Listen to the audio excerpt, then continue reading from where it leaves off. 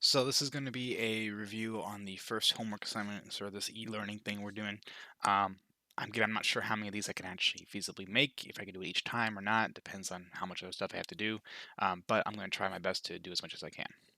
So starting with the ones here, we want to find the area of the following shapes. So the first shape we have is a parallelogram. Now, in this case, they give us their height outside the parallelogram. But remember, this is still a height. So whether it's 2.4 centimeters here, 2.4 centimeters here, 2.4 centimeters here, it's all the height of the parallelogram. So this is no different than just saying base times height.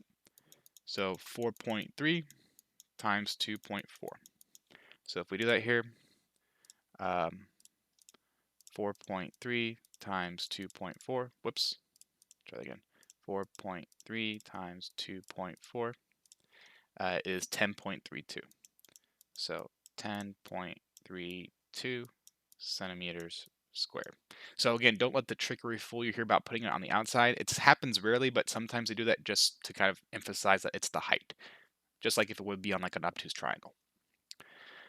Down here we have a trapezoid. Now again, remember a trapezoid, the formula is base 1 plus base 2 times height all over 2. Almost forgot that there. So what we would do here is we would do 6.9 plus 2.5. Those are our two flat bases here. Times our height, which is not 5.8. Our height has to be straight up and down, which is 4.4. And then all over 2. So we actually do not end up using the 5.8. Again, slanted pieces generally are not used in most area problems.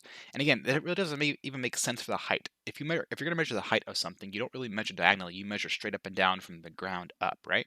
So don't fall for the trick of trying to include this as part of your answer. So we do some calculations here. 6.9 plus 2.5 times that by 4.4. Whoops, 4.4, and divide by 2, and we get 20.68. So 20.68 meters squared. So again, add your bases here, here, times your height, and then divide by 2. Again, same thing for a triangle. Don't fall for the trap of using more information than you need to. So area equals base times height over 2. So in this case, my base number is going to be 8. Now, why is it 8 and not 10? Well, if you look over here at my height, it goes from the top to the bottom, so I know it's the height. This little right angle mark here touches the 3.8, and it touches the bottom line right there. So this bottom line would indicate that this 8 feet is my baseline because that's in line with the rest of this sort of diagram here. So it'd be 8 times 3.8. Again, use your right angles to help you figure out which lines to use, all over 2. Again, you don't need to add this extra little bit in here. This extra little bit is just to help your eyes see that this is the line that they're talking about, just kind of as a reassurance. So 8 times 3.8 divided by 2 gives you 15.2. So 15.2 feet squared. And then that's that. Again, if you know the formulas, these go really quickly, but you have to make sure you practice either memorizing or knowing how to kind of decipher what formulas to use. And lastly, we have our kite here. So remember, the area for a kite is diagonal 1 times diagonal 2 times a half. I'll just put height in there, times a half.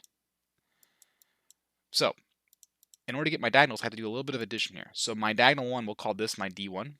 My diagonal 1 is going to be 15 plus 5. So 15 and 5 are going to make my entire first diagonal, so that'd be 20, because 15 times 5 is 20. And then my second diagonal would be 7 plus 7, which would make it 14. So again, you do a little bit of addition here to get all your pieces together.